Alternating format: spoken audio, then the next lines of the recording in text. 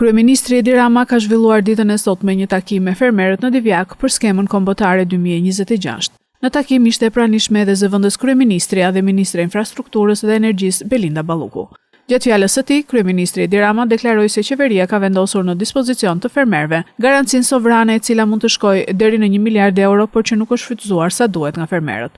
Kryeministri theksoi se antarësimi në Bashkimin Evropian kërkon plotësimin e kritereve të sigurisë ushqimore të Bashkimit Evropian. Ndërsa për financimet, ai u shpreh se janë vënë 250 milion euro për fermerët në banka që të shkojnë dhe të marrin kredi me përqindje të ulët, pa ashtu edhe fonde nga Bashkimi Evropian.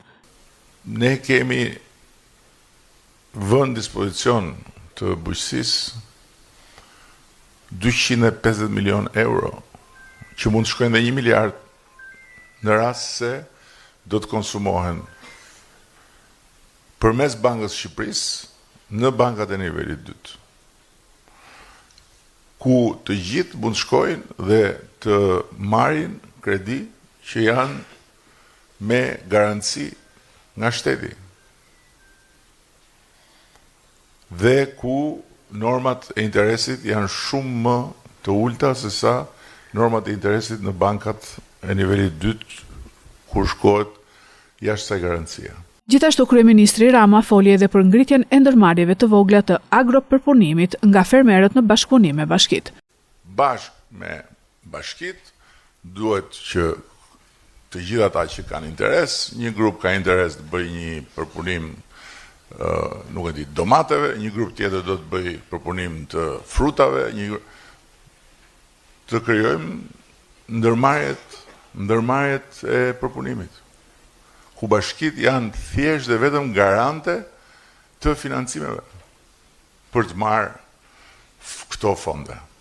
Besoj që nuk është e vështirë në rast se fokusohemi te kjo. Duket e pamundur në rast se presim që çfarë kemi nevojë na sjelli llokum shteti nga buxheti. Në takim, pati edhe debate mes fermerëve dhe kryeministrit.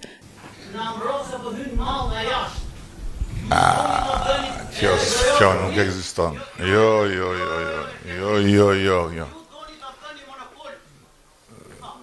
Të lutem. Ministri Bujqësisë Andi Salla, që mori pjesë në këtë takim, theksoi se deri më tani janë zhvilluar 18 takime me fermerët në qarqe të ndryshme të vendit, nga 23 të planifikuara gjithsej, duke nënvizuar se dëgjesat do të vijojnë në çdo qark.